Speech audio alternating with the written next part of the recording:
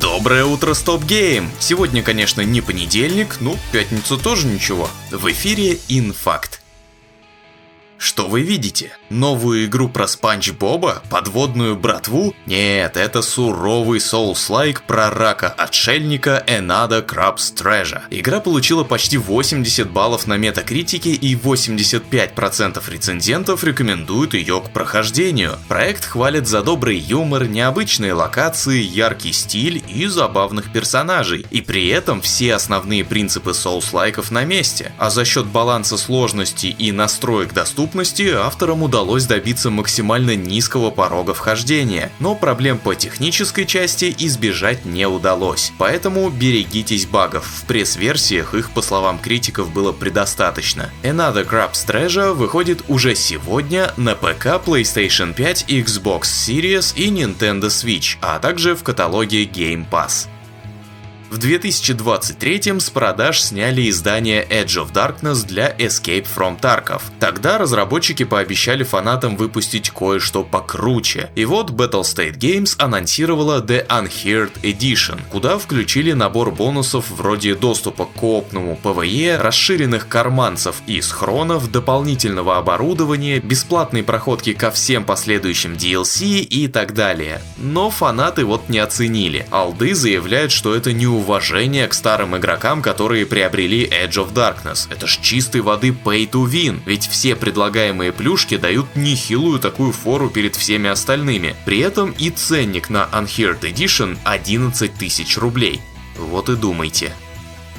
Студия People Can Fly, известная по культовой Painkiller, крутейшему Bulletstorm и средненькой Outriders, с 2020 года вела разработку нового, прорывного и амбициозного ролевого AAA-экшена под кодовым тайтлом Project Dagger. И вот авторы объявляют, что проект отменяется. На самом деле проблемы у него начались еще в 2022, когда от студии отказался издатель Take-Two. Впоследствии летуны работали уже на собственные средства, но ударил кризис 2023 и деньги испарились. Несколько месяцев назад команду сократили на 30 человек. Они занимались разработкой игры для Square Enix, однако, несмотря на это, производство скверовской игры будет завершено. Отмененный же AAA стоил летунам $20 миллионов.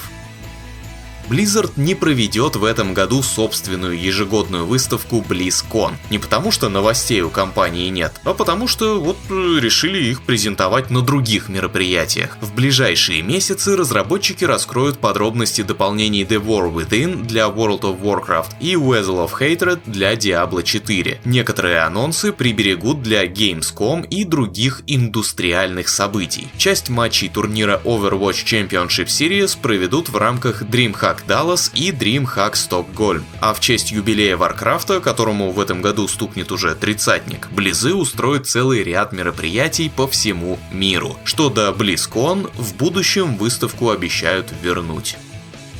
В магазине Microsoft неожиданно появилась Tomb Raider Definitive Edition, ремастер Ларки 2013 года, который выпускался для PlayStation 4 и Xbox One. Зачем и почему только сейчас, непонятно. В списке особенностей ремастера указываются новое лицо для главной героини, улучшенная физика волос и дополнительные эффекты вроде качающихся на ветру деревьев и кустов, больше растительности, прокачанные материалы для модели Ларисы, дополнительная геометрия на уровнях, и поддержка геймпадных фич от уже предыдущего поколения консолей. Смотришь ты видео сравнения, и как-то оно, как будто бы стимовская версия посимпатичнее будет и стабильнее. Единственный неоспоримый плюс Definitive Edition — это то, что в переиздание включены все допы. И это, наверное, все.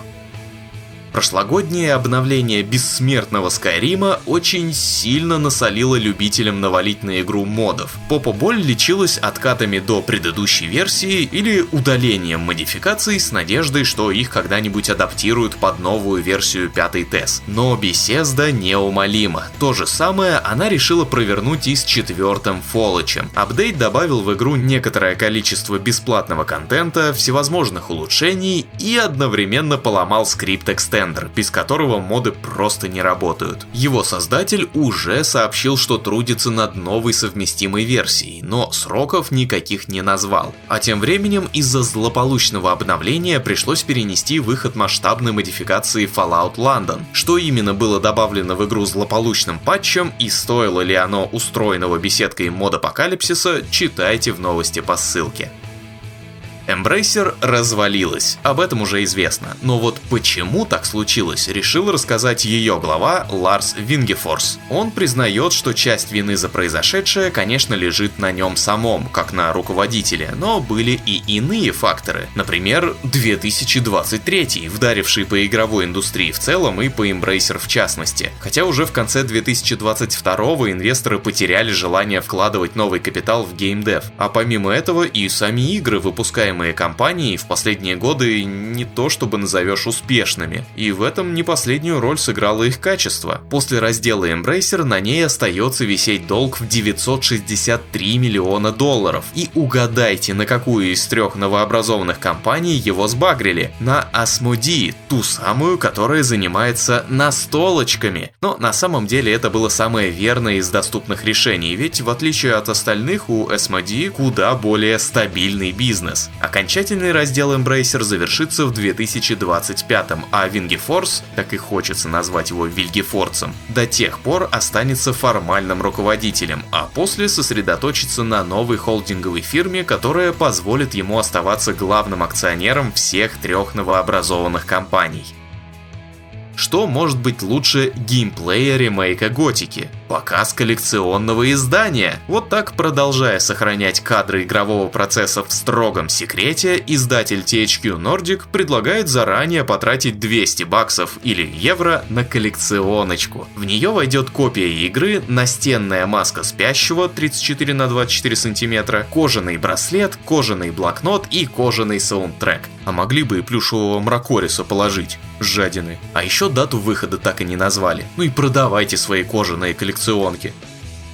Ремейк одной из самых первых графических компьютерных ролевок, которые вдохновлялись авторы Финалки и Dragon Quest, Wizardry Proving Grounds of the Mad Overlord, готовится покинуть ранний доступ. Благодаря тому, что современная версия выстроена на основе оригинального кода для компьютеров Apple II, Wizardry сохранила олдовый дух, но при этом действие полностью перенесено в трехмерное пространство. Менеджмент отряда, навигацию, боевку и заклинания улучшили, а сложность сохранили.